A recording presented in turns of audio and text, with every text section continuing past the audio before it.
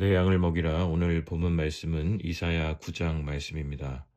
이사야 8장은 거듭되는 하나님의 약속에도 불구하고 끝까지 불순종하는 이스라엘을 향한 심판의 메시지로 끝이 납니다.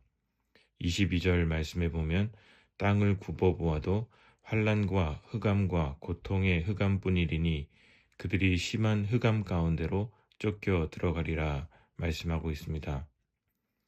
흑암 가운데 산다는 것은 길을 찾지 못한다는 의미입니다.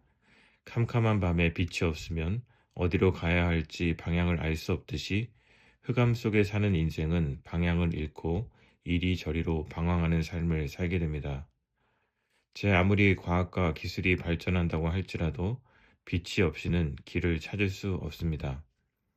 그런데 9장은 우리말 성경에는 번역되지 않았지만 원문에는 그러나로 시작합니다. 1절과 2절 말씀입니다. 그러나 전에 고통받던 자들에게는 흑암이 없으리로다. 옛적에는 여호와께서 스불론 땅과 납달리 땅이 멸시를 당하게 하셨더니 후에는 해변 길과 요단 저쪽 이방의 갈릴리를 영화롭게 하셨느니라. 흑암에 행하던 백성이 큰 빛을 보고 사망의 그늘진 땅에 거주하던 자에게 빛이 비치도다. 하나님께서는 이사야 선지자를 통해 방황하는 인생들에게 어둠이 끝이 아니라는 것을 말씀하십니다. 그런데 여기에서 중요한 것은 백성이 빛을 만들어낸 것이 아니라 빛을 보았다는 사실입니다. 세상은 스스로 빛나는 영원히 꺼지지 않는 빛을 만들어낼 수 없습니다. 이사야는 그 빛이 누구신지를 이어서 말씀하고 있습니다. 6절 말씀입니다. 이는 한 아기가 우리에게 낳고 한 아들을 우리에게 주신 바 되었는데 그의 어깨에는 정사를 메었고 그의 이름은 기묘자라 모사라 전능하신 하나님이라 영존하시는 아버지라 평강의 왕이라 할 것임이라. 하나님께서 어둠 가운데 살아가는 인생들에게 보내시는 빛은 어떠한 원리나 제도나 기술이나 과학이 아닙니다. 그분은 한 인격으로 우리에게 오신 분이십니다. 그분은 우리의 지혜가 되시며 기묘한 모사이시며 우리의 연약함을 붙드시는 전능하신 하나님이시고 흔들리는 마음에 평안을 주시는 평강의 왕이십니다. 그런데 하나님께서 그 빛을 우리에게 보내시는 방식은 우리가 기대하는 것과 다릅니다. 우리는 뭔가 화려하고 높고 크고 대단한 빛을 생각할 수 있습니다.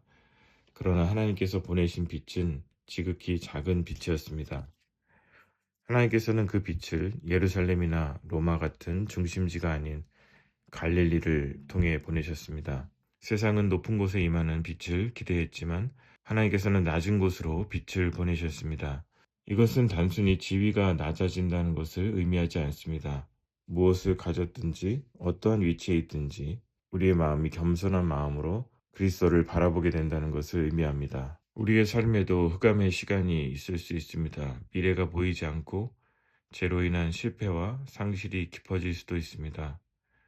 그때에도 우리는 스스로 빛을 만들어 보려 합니다. 그러나 참 빛은 우리에게서 나오지 않습니다. 참 빛은 깊은 절망 속에서 잠깐 비쳤다가 꺼지는 등불이 아닙니다.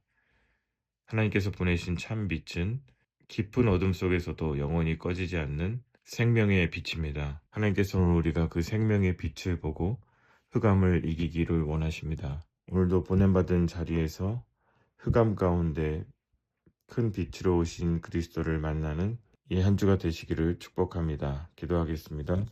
하나님 아버지 은혜를 감사합니다. 어둠 속에서 헤매이던 우리의 영혼을 참 빛이신 예수 그리스도를 통하여 구원하여 주신 은혜를 감사합니다. 그러나 하나님, 우리는 빛을 스스로 만들어낼 수 없음에도 불구하고 스스로 그 빛을 만들어 보려 힘쓰며 하나님께서 보내신 빛을 바라보지 못하고 살아갈 때가 있었음을 회개합니다. 그러나 하나님께서는 절망 속에서도 일하시고 우리 삶 속의 가장 낮은 절망 속에서도 결코 꺼지지 않는 빛으로 우리 가운데 임하고 계심을 믿습니다. 오늘도 그 빛 앞에서 우리의 교만한 마음을 내려놓게 하시고 낮은 곳에 임하신 그리스도를 만나는 시간이 되게 하여 주옵소서. 오늘도 하나님을 신뢰하며 기묘자여 전능하신 하나님이여 평강의 왕이신 그리스도를 따라 살아가는 우리 모두의 삶이 되게 하여 주옵소서. 예수님의 이름으로 기도드립니다.